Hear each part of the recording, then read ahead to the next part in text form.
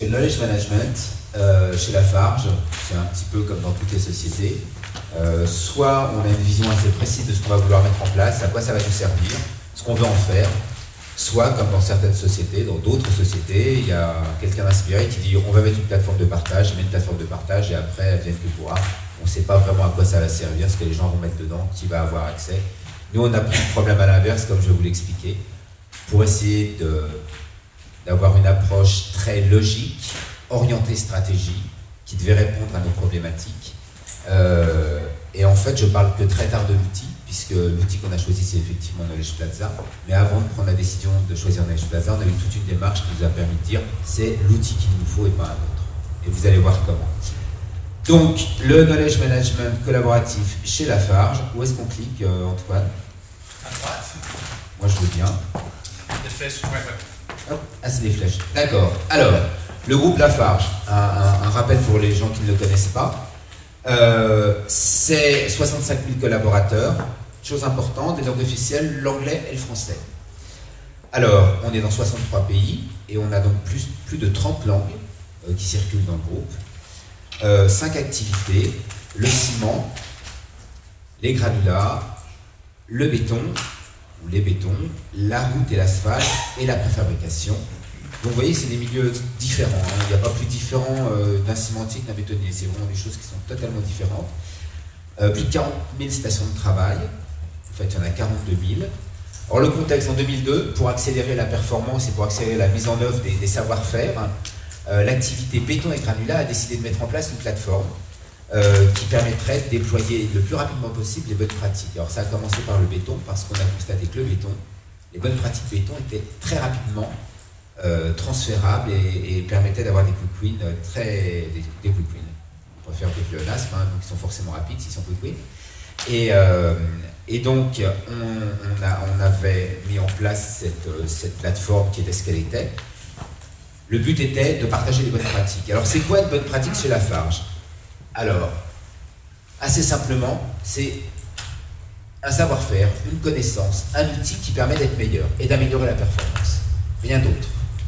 Alors il y a des gens qui peuvent englober un certain nombre d'autres choses dans les bonnes pratiques, mais pour nous c'était ça, parce que les bonnes pratiques chez nous c'est opérationnel. Quelqu'un qui l'apprend, il peut la transférer directement chez lui et la mettre en œuvre du jour au lendemain. Et donc c'était le but. Alors, je vous rappeler, enfin vous informer rapidement de ce qui s'est passé. Donc 2002, comment ça s'est passé? On a créé une plateforme très sommaire sous Lotus Notes. L'objectif c'était de toucher 1000 utilisateurs, c'était principalement des product managers dans le béton. Et les datas qu'on transférait, c'était des bonnes pratiques et c'était principalement du top-down. En 2004, ça a bien marché, les agrégats sont venus rejoindre le béton, on continue à faire du top-down, mais là on a commencé à créer un petit réseau de knowledge managers et on s'adressait pour le coup à 6 000 utilisateurs. En 2006, nouvelle version, de mieux en mieux, et là le but c'était d'avoir du bottom-up. Donc on s'adressait à 14 000 utilisateurs, on avait 8 knowledge managers pays, et le but c'était aussi de rapatrier des bonnes pratiques faites dans les pays et des retours d'expérience qu'on pouvait partager avec tout le monde. C'était plus seulement du top-down. En 2009, j'ai pris en fait les rênes de la plateforme, avant que j'étais pas là, et je me suis rapidement rendu compte que la plateforme qu'on avait manquait d'efficacité, le moteur fonctionnait pas, les gens ne pouvaient pas rajouter de commentaires, c'était pas du web 2.0, c'était du web -1. Hein. Et donc les gens voulaient être beaucoup plus coopératifs dans la plateforme.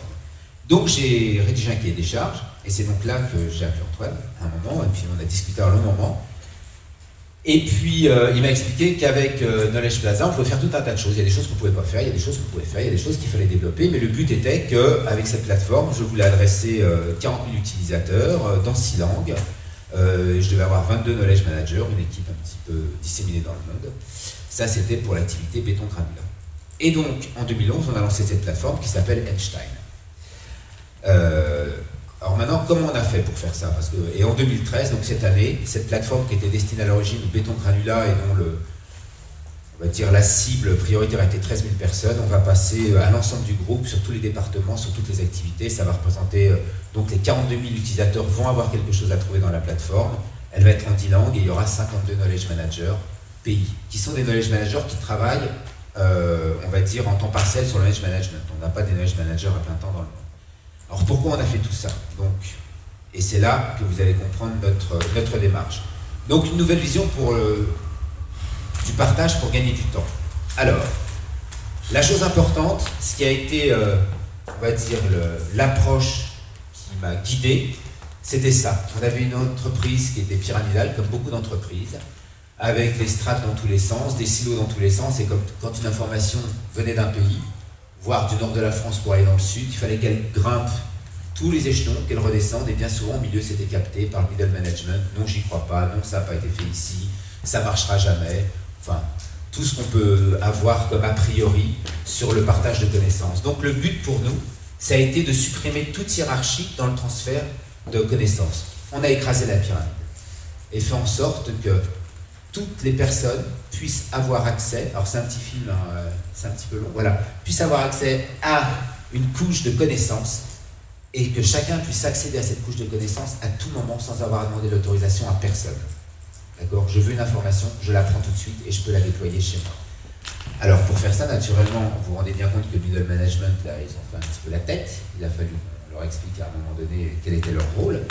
Mais surtout, il fallait que tout ce qu'on mettait dedans, on soit sûr que ça fonctionne. On ne pouvait pas se permettre de diffuser des bêtises, parce que les bêtises, elles se diffusent aussi dans les 3 secondes qui suivent, ça a mise en ligne dans la base de knowledge. Et donc, vous voyez, toutes ces questions qu'on s'est posées, il a fallu qu'on trouve des réponses avec la plateforme qu'on allait mettre en œuvre. Comment faire pour que toutes les personnes accèdent à la même information, comment faire pour vérifier les informations et faire en sorte que les gens aient confiance. Vous allez voir, je vais tout vous expliquer. Donc, on a eu des freins venus du terrain, naturellement. Quand on a expliqué ça la première fois, les gens m'ont dit « Ah bon, c'est pas possible ». Et les freins, ils sont en général extrêmement... on a fait une étude de marché, enfin une étude auprès de tous les utilisateurs de l'ancienne plateforme, on a eu 600 réponses. Et qu'est-ce qu'on a eu comme freins techniques? Qu'est-ce qu'on a eu comme freins? On a eu des freins techniques. Alors, encore un truc du corporate. Naturellement, ça venait du terrain. Je ne parle pas anglais, parce que l'ancienne plateforme était en anglais, donc une majeure partie des gens ne pouvaient pas l'utiliser. Ça a fait tilt chez moi, naturellement. Encore un nouveau password, les Ethernet passwords. À l'époque, on avait 7 passwords pour 7 plateformes différentes dans le groupe, ça en faisait un de plus. On ne trouve rien sur ces plateformes. Tiens, tilt. L'autre plateforme, son moteur ne fonctionnait pas, ils avaient un a priori sur les moteurs. Les moteurs, on ne trouve pas ce qu'on veut avec. Donc ça, c'était des informations que j'ai prises.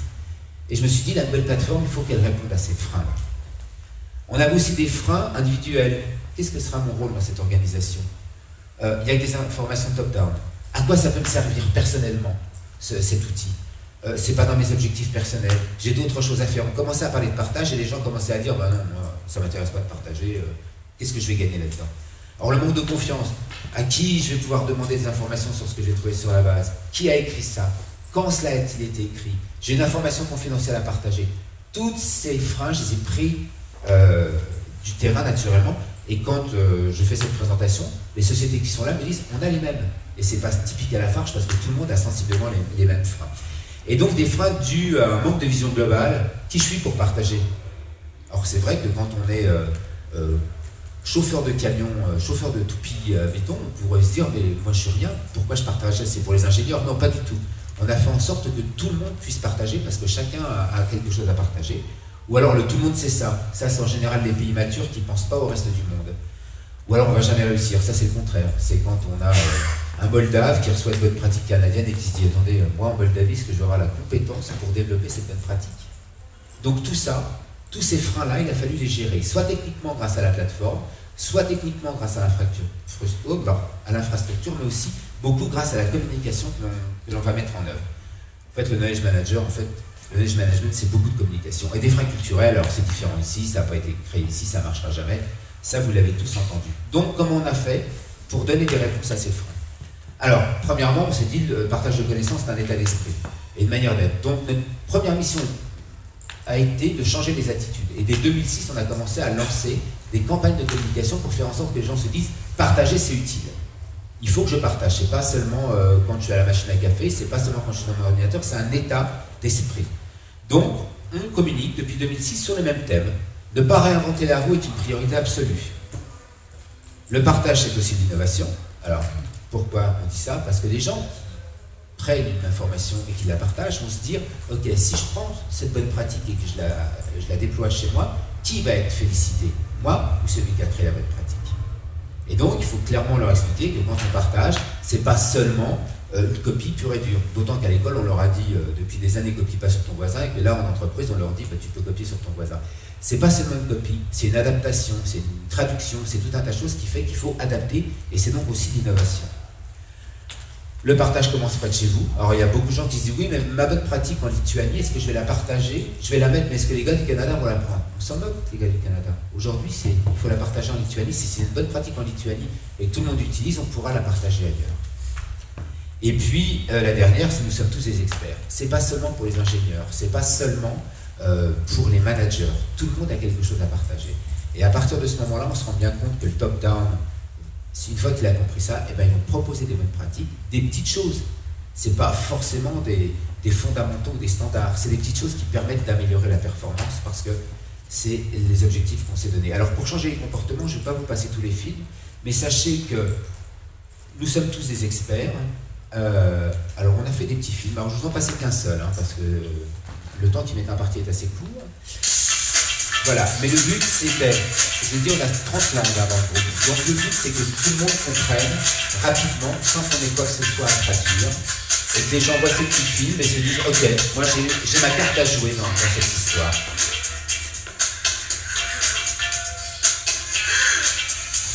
Alors quand je disais, le knowledge management c'est beaucoup de communication, ben, le changement d'attitude ça passe par là. Il faut que les gens soient intimement persuadés que même une petite idée, même une petite bonne pratique, elle va être utile à l'ensemble de l'entreprise et elle va être utile aussi individuellement. Voilà, alors, vous voyez, là c'était l'une des dernières campagnes que l'on a faites, pas un mot, à part celui-là, avec les traductions. Mais sinon, voilà, économie, et le but c'est que les gens comprennent ça. Donc c'est vraiment un travail de fond. Il y a eu des campagnes auparavant, ça c'était les toutes premières qui ont été faites par la personne qui me précédait, alors avec tout un tas de traductions en 11 langues, de la logistique pour les posters, enfin c'était une horreur, moi j'ai essayé de simplifier. Voilà, mais vous voyez, on expliquait des transferts et le vrai transfert, ce qui s'était passé, et machin a pris le transfert de trucs et puis on a réussi à gagner du temps. Ne pas réinventer la roue est une priorité absolue. On a aussi fait un petit film que je vais vous épargner, mais sachez que c'était exactement sur le même modèle que le précédent. Tout le monde pouvait le comprendre facilement. Et on a aussi des choses comme ça, où le partage commence près de chez vous. On avait un teasing en plusieurs langues qui arrivait sur les micros, les gens cliquaient, ils avaient encore un petit film qui était basé sur une bonne pratique qui illustrait le fait que le partage commence près de chez vous, ou que le partage commence au quotidien. Donc, adopter une nouvelle manière de travailler, c'est vraiment le pli qu'on a pris, qu'on a essayé de faire passer à l'ensemble du personnel. C'était quand même 42 000 personnes qui recevaient cette information-là. Hein. Alors, je vous passe le film, c'était un autre type de film, mais hop, l'intérêt c'est que je peux le passer. C'est un autre type de film basé sur une bonne pratique qui illustrait le partage est un travail au quotidien. Alors, comment on a fait? Plateforme de partage de connaissances, comme je vous l'ai dit, c'est pas je pose un outil et j'attends que ça vienne. C'est pas le buzz qui va faire que ça va fonctionner. C'est vraiment en amont un changement de comportement, mais surtout, quand on a lancé cette plateforme, on a une vision. À quoi va servir cette plateforme? Qui vont être les destinataires? Quel type de documents on va mettre? En combien de langues elle va être utilisée? Quels sont les types de documents? Est-ce qu'on va vouloir des commentaires? Toutes ces questions-là, qui étaient liées intimement avec la stratégie, eh ben, on devait trouver une réponse dans l'outil que l'on allait mettre en œuvre et la communication qu'on allait lancer.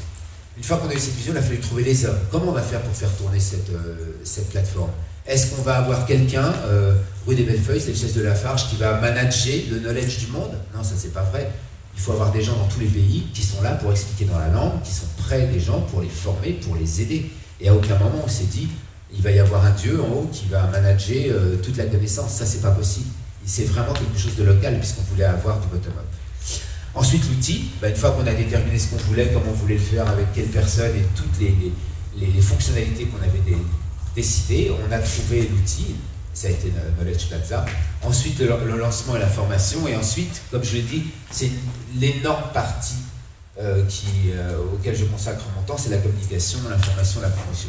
Donc je vais reprendre toute cette partie-là rapidement, et vous allez voir que, naturellement, le choix de Knowledge Plaza s'est fait.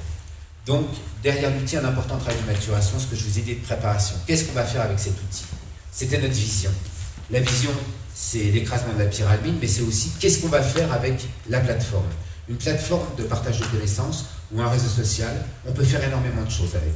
Il y a des sociétés qui l'utilisent pour améliorer l'ambiance sociale, qui échangent leurs recettes de cuisine, qui prennent les rendez-vous pour la prochaine session de yoga. Puis il y a des gens qui partagent les connaissances.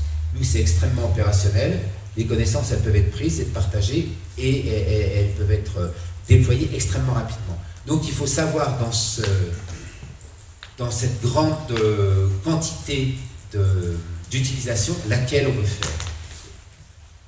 Alors, pour nous, la première chose, c'était améliorer la performance. Quand je dis que c'est un outil opérationnel, je dépends de la direction de la performance du groupe et c'était vraiment améliorer la performance, ou je dirais plutôt améliorer les performances.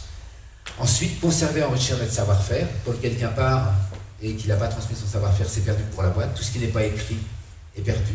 Donc, et tout ce qui n'est pas partagé est perdu. Donc il fallait vraiment récupérer les bonnes pratiques et le savoir, détecter les experts et identifier les figures standards du groupe, parce que ça vient du terrain. Et tout ça, c'est autour des bonnes pratiques dont j'ai parlé. Tout tourne autour des bonnes pratiques. Enfin, toutes bonnes pratiques, hein, comme je l'ai dit, c'est aussi des documents, c'est pas seulement des outils. Et quand on s'est dit ça, on s'est dit, ok, on veut faire ça, mais qu'est-ce qu'il nous reste à faire pour lancer notre plateforme?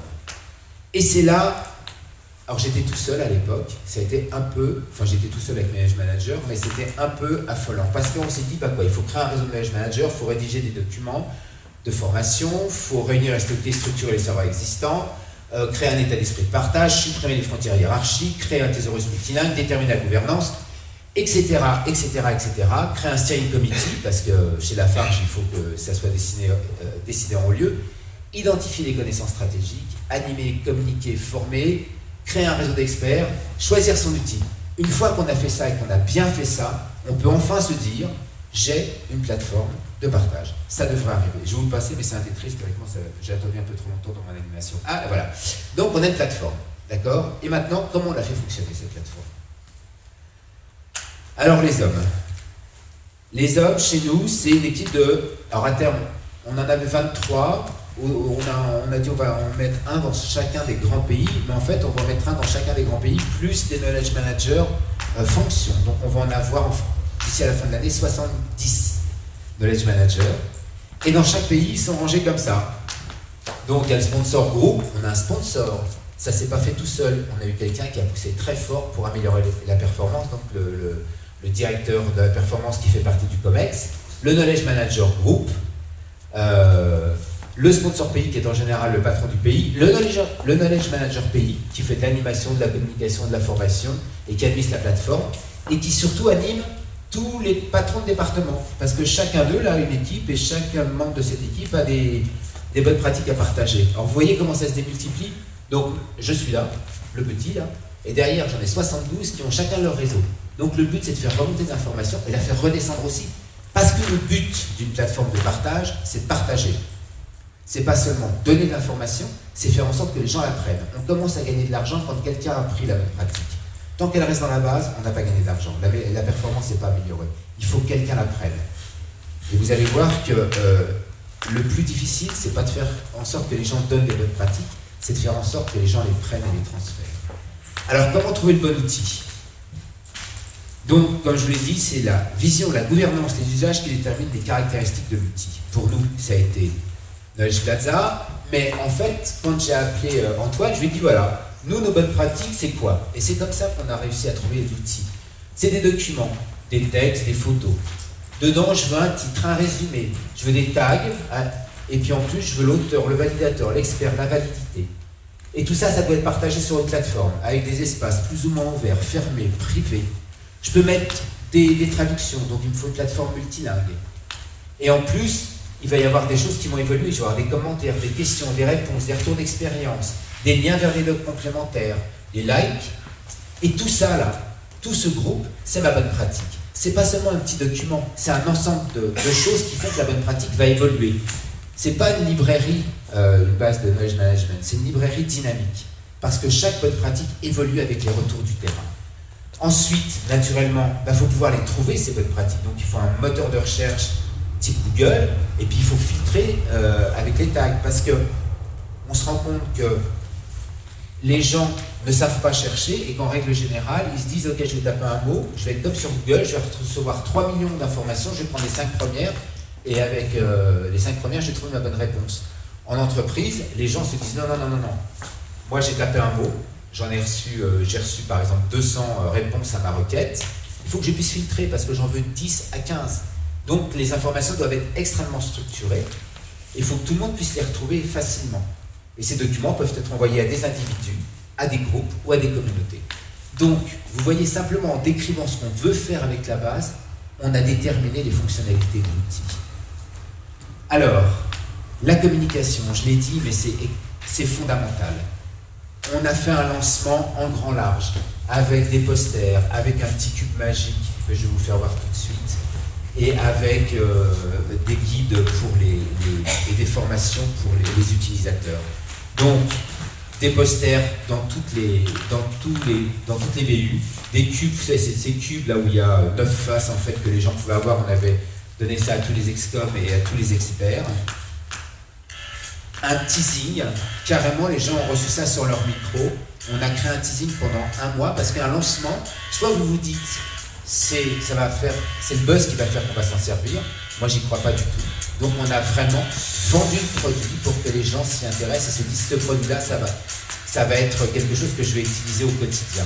Et j'ai mis en place une vraie campagne de communication avec des teasings pour que les gens se disent ça m'intrigue, je vais en faire partie, je veux utiliser cette plateforme. La discrétion dans ce type d'outil, je pense que c'est un mauvais choix.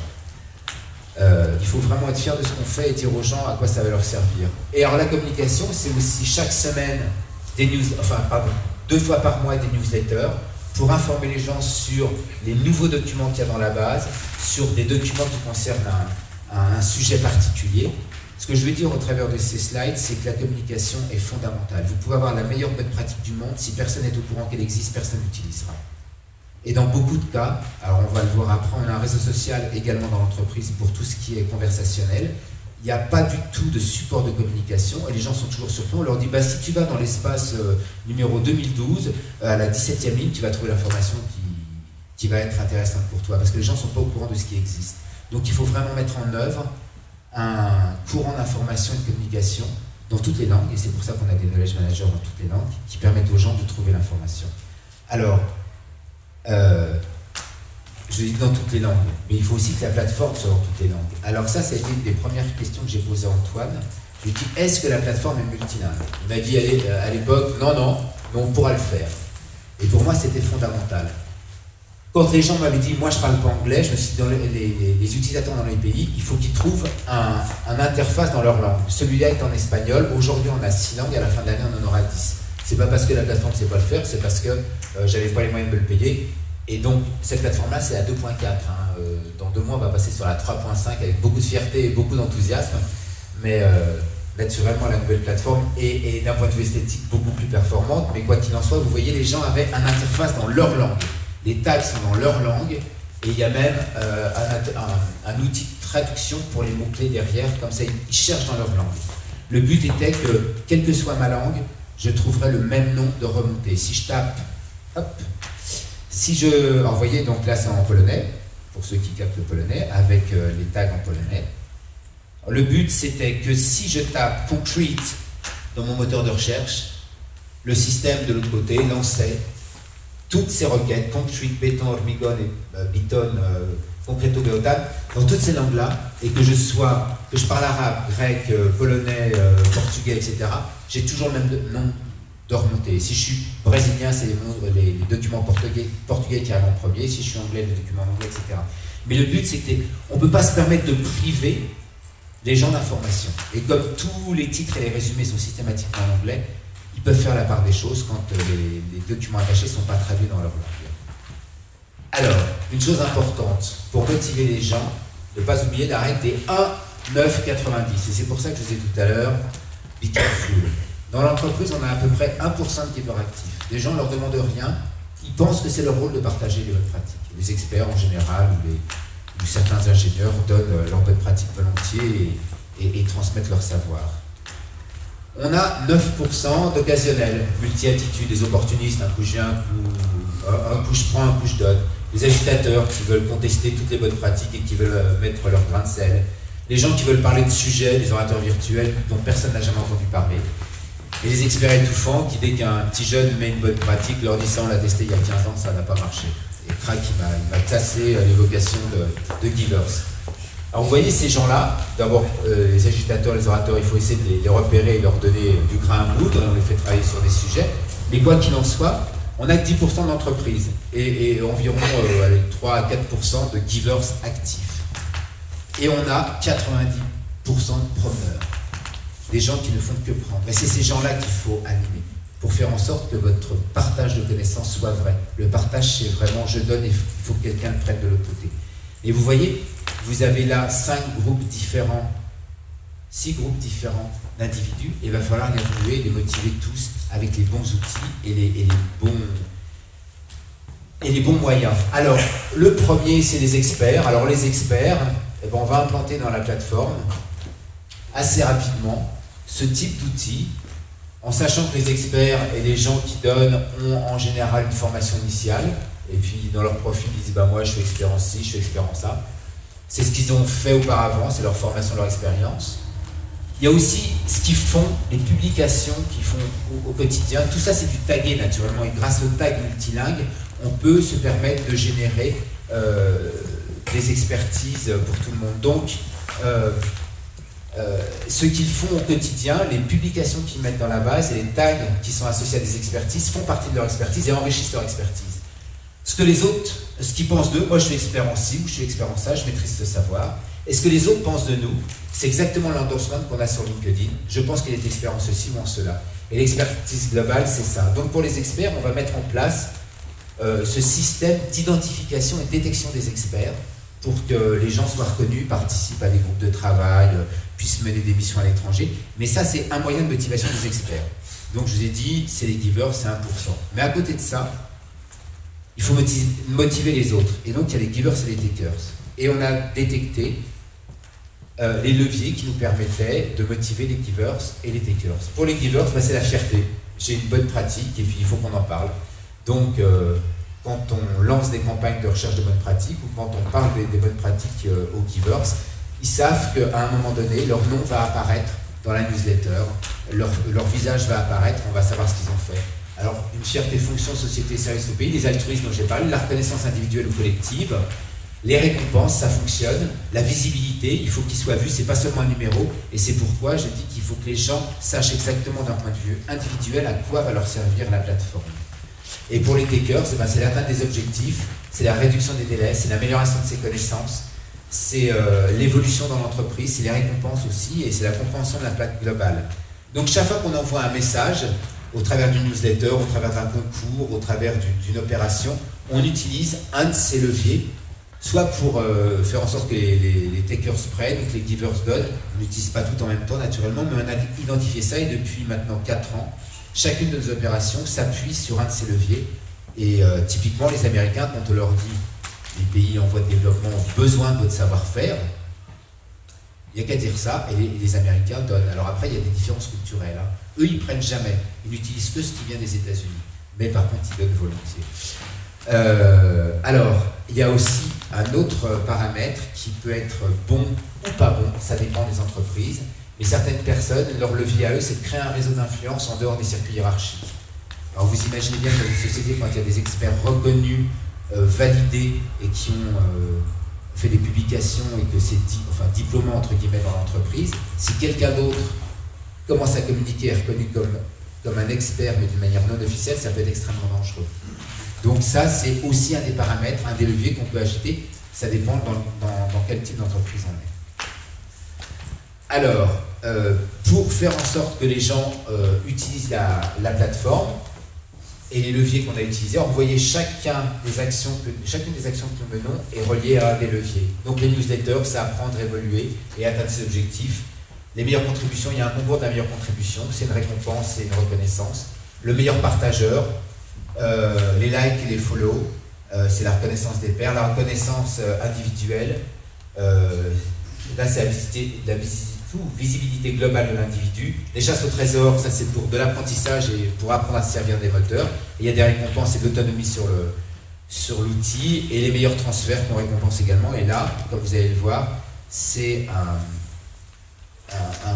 une récompense et une initiative groupe. Alors vous voyez, quand on dit qu'il faut que les gens soient vus, grâce à l'outil, et maintenant c'est encore beaucoup plus fort, on voit le nom des gens qui ont publié, on voit le nom des validateurs, on voit la photo des gens, on voit ce qu'ils ont déjà publié, on voit ici leur score parce qu'ils ont beaucoup partagé, on voit leur niveau d'expertise. Donc tout ça, ça met en avant les gens. Quand il y a des commentaires, on voit les photos des gens et ce qu'ils ont dit.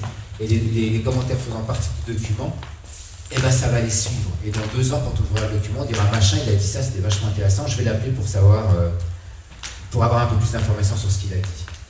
Alors on fait des animations, donc on fait des chasses au trésor. Comme je l'ai dit, les gens ne savent pas chercher. Et ben on lance des chasses au trésor pour que les gens trouvent dans la base. Donc pendant 3 semaines, on leur explique globalement comment on sert des outils de recherche, les moteurs, les tags, etc. Parce que le phénomène des tags, pour les gens de L'Oréal, ils ont dit le tag, c'est la clé. Et pour beaucoup de gens, les tags, ils ne comprennent pas bien. Donc il faut leur expliquer. Donc pendant 3 semaines, on leur explique, on leur donne des questions et on les guide pour qu'ils trouvent les questions. Et les 3 semaines suivantes, c'est comme dans la vraie vie. On leur pose des questions, il faut qu'ils trouvent les réponses. Alors la motivation dans tout ça, c'est un vrai trésor à gagner. Pour cette opération, on a fait gagner 10 pièces d'or. Alors les gens, quand je dis ça, ils sourient, ils se disent « Ah, des pièces d'or, vous vous rendez compte? 10 pièces d'or, 2500 €. J'ai formé 40 000 personnes sur l'utilisation du moteur. » Donc, enfin, potentiellement, former 40 000 personnes. Mais le fait est que ça marche, d'accord? Il y a des gens à la Poste en France qui ont essayé de faire la même chose, et puis la Poste a dit « Ouais, mais les pièces d'or, ça va pas bien avec notre image. On va faire gagner des bons d'achat à la Redoute. La même valeur, ça marche moins bien. » Donc, il faut aussi trouver le petit truc qui va faire que ça fonctionne. La motivation pour le bon usage de l'outil. Il faut faire comprendre aux gens que partager, c'est pas seulement donner ou prendre. Partager, c'est remplir son profil pour être tourné vers les autres. C'est naturellement ouvrir des documents et prendre de l'information. C'est envoyer un document à quelqu'un d'autre. C'est rajouter des commentaires. C'est rajouter des likes. C'est s'abonner pour être prévenu tout de suite qu'il y a des nouvelles informations sur un sujet qui les intéresse. Bon, ben là, on a fait un concours. Chaque fois que les gens faisaient une de ces opérations-là, ça a duré 6 mois.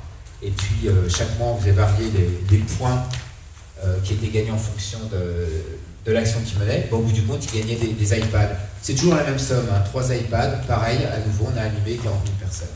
Et ça fonctionne très bien. Et il y a des gens qui disent, je préfère faire gagner 40 000 stylos. Moi, je préfère faire gagner 3 iPads. C'est beaucoup plus efficace et je peux vous garantir que vous avez beaucoup de nouveaux utilisateurs. Tout ça, on n'aurait pas pu le faire sans Knowledge Plaza, naturellement, puisque toutes ces fonctionnalités-là ont été incluses dans la plateforme. Alors, on récompense aussi les givers, la bonne pratique la plus ouverte, la mieux notée, la plus téléchargée, c'est la meilleure bonne pratique du trimestre. Et là c'est des cadeaux. C'est des cadeaux, mais en plus, c'est une reconnaissance individuelle. Et puis, le groupe a lancé, sous notre pression, il y a 3 ans, il y avait déjà des awards, mais on a lancé un award du meilleur transfert. Et donc là, naturellement, ça génère de l'information parce que les gens ont un peu de réticence à dire j'ai transféré une bonne pratique, je l'ai utilisée, pour les raisons que je vous ai données tout à l'heure. Et bien là, il y a un reward du meilleur transfert. Et donc les gens commencent à devenir fiers d'avoir transféré des bonnes pratiques. Et on en parle partout, et naturellement les gagnants. Alors là, c'est une reconnaissance du groupe, ils déjeunent avec le président, et après, ils vont dans un pays pour expliquer comment ils ont fait pour transférer leurs bonnes pratiques. Donc on a vraiment une synergie importante autour de ça. Et les cadeaux qui sont gagnés ne sont pas très dispendieux, et ça marque le coup, et les gens sont très fiers et sont reconnus. Alors j'ai même proposé que les bonnes pratiques qui étaient gagnantes et reconnues portent le nom de leur auteur. Quand une bonne pratique a gagné, c'est quand même normal qu'elle porte le nom de son auteur. Alors pour finir, je voudrais simplement vous expliquer que le partage de connaissances, le knowledge management, c'est pas pareil que le partage de connaissances au travers d'un réseau social. La chose fondamentale, alors nous on a un cadre collaboratif donc, qui s'appelle Einstein, on a aujourd'hui 32 espaces, 80% de documents publics. Alors aujourd'hui on est pratiquement à 9500 utilisateurs, 50 KL, 30 administrateurs d'espace. Et dedans, on a quoi? Des standards, des bonnes pratiques, des guidelines, des retours d'expérience, de la connaissance générale, des success stories, du learning, etc. Mais des choses qui sont validées, testées, mesurées et transférables. C'est fondamental. Si on n'a pas ça, ça n'a pas sa place dans la plateforme. Et puis à côté de ça, le président du groupe, il y a 2 ans, a dit ce qui serait bien, c'est que les gens communiquent plus entre eux. Donc ils ont lancé un réseau social. Aujourd'hui, alors j'ai regardé avant de venir, je n'ai pas changé ma presse, il y a 1478 espaces. 70% de ces espaces sont privés. Il y a 7500 utilisateurs, donc il y a autant d'administrateurs d'espace que d'espace, et un administrateur de la plateforme. Et dedans, il y a des idées, des concepts, des news, l'information temporaire, des trucs qu'on a vus, du knowledge en création, des échanges informels. C'est le café du commerce, hein, globalement. Ça sert d'inspiration, d'information, rien n'est vérifié, et ça permet de transmettre des questions à l'ensemble des gens. Le problème, c'est que dans ce type de réseau qui a son utilité, naturellement, aucune information n'est structurée. Les tags ne sont pas obligatoires, les titres ne sont pas obligatoires, ce n'est pas multilingue, et pour peu qu'on ait mis une information dedans, pour la retrouver, c'est extrêmement difficile. Et donc aujourd'hui, avec 1478 espaces, je peux vous dire que c'est encore plus dur. Et donc sans gouvernance, c'est ça qui est très grave, sans gouvernance, alors que cet outil est censé, ces outils de réseaux sociaux sont censés fonctionner d'une manière très libre et sans gouvernance, ben sans gouvernance, on recrée des silos, 70% des espaces sont fermés. Parce que dès que quelqu'un a la possibilité de créer son espace, il fait un espace fermé en pensant que son savoir est absolument confidentiel, incontournable, etc. Donc, de manière à le garder, pour lui, il le met dans un espace fermé. Donc, en voulant partager, et sans gouvernance, on recrée des silos. Et c'est exactement ce qu'on n'a pas voulu faire avec Einstein, puisqu'on n'a que 30 communautés qui sont pour la plupart ouvertes. Mais aujourd'hui, néanmoins, il va y avoir une révision et une mise en place d'une gouvernance sur le réseau, mais dans l'installation de la prochaine plateforme, on va faire communiquer les deux plateformes, parce que les deux ont une utilité. Quand une bonne pratique sera identifiée dans Hello Village, ça passera dans Einstein, et les questions d'Einstein qui ne seront pas liées à des documents, des connaissances générales ou des bonnes pratiques, on les renverra vers Hello Village. Ce qui sera quand même très intéressant et qui créera une synergie entre les deux groupes d'individus. Alors, pour finir nos KPI et nos résultats, les KPI, comme beaucoup de gens mesurent les utilisateurs, les nouveaux utilisateurs, les documents ouverts, les nouvelles publications, mais aussi les téléchargements, parce qu'il semblerait que 20% des bonnes pratiques téléchargées vont être utilisées ou servir d'inspiration. Et c'est là-dessus qu'on essaie de calculer un pseudo-ROI. Je dis bien un pseudo. Hein. Et le résultat, donc après 2 ans, Einstein devient l'outil de référence, on va le déployer partout dans le groupe, pour tout le monde, avec toutes les activités et pas seulement Béton Ranula. Entre le mois de novembre et le mois de mai l'année prochaine. On a 200 à 400 nouveaux utilisateurs par mois. On a augmenté le solution de bonne pratique parce que les gens s'y retrouvent. Et comme ils voient qu'on arrive à trouver facilement grâce au moteur, on a 35% de documents consultés en plus.